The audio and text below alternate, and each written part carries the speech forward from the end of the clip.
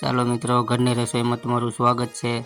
તો આજે આપણે બનાવવાનું છે તુવેરના તાણા અને રીંગણાનું શાક।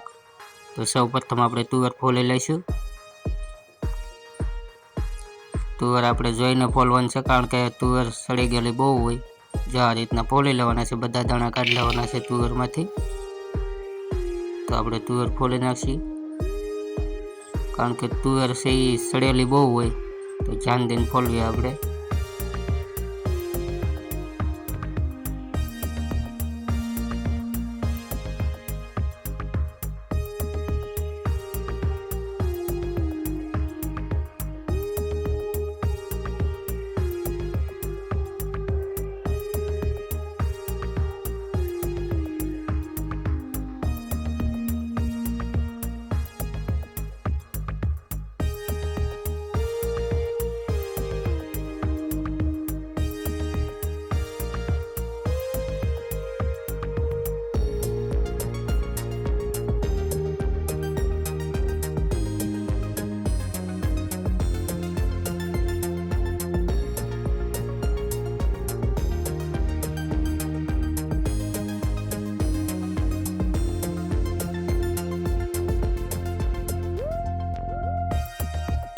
તો આપણે તુવેર ફોલાઈ જશે પછી આપણે જે રીંગણા સુધારી લેવાના છે।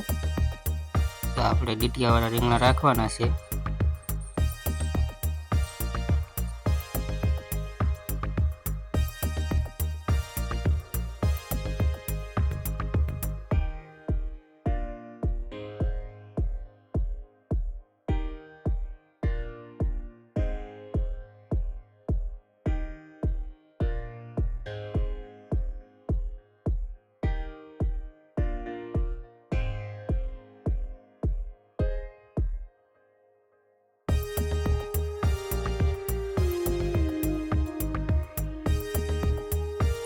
ચાલો આપણું રીંગણું સુધારાઈ ગયું, તુવેરના દાણા, અને હવે આપણે એક ટમેટું મોળી લેવાનું છે।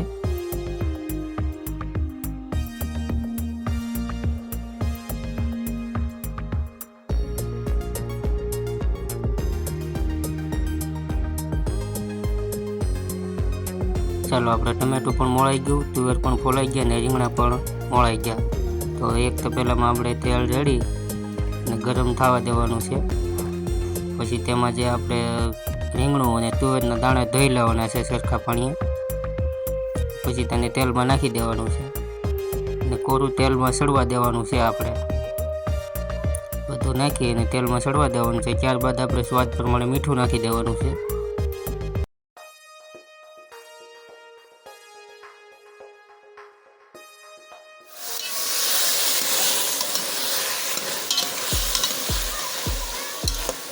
થોડુંક પાકી જાય પછી તેમાં આપણે હળદર નાખી દેવાની છે।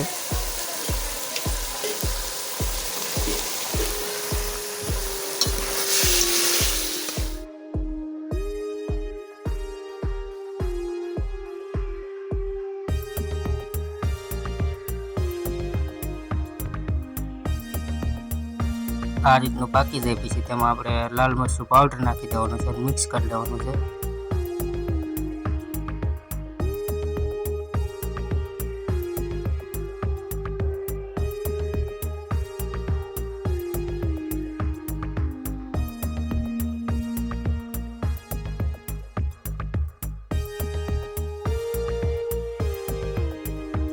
બધા મસાલા નાખી દીધા છે, સરખી રીતે પાકી ગયા પછી એમાં આપણે જે તુવેરના દાણા અને રીંગણું ચડે એ પ્રમાણે પાણી રેડી દેવાનું છે।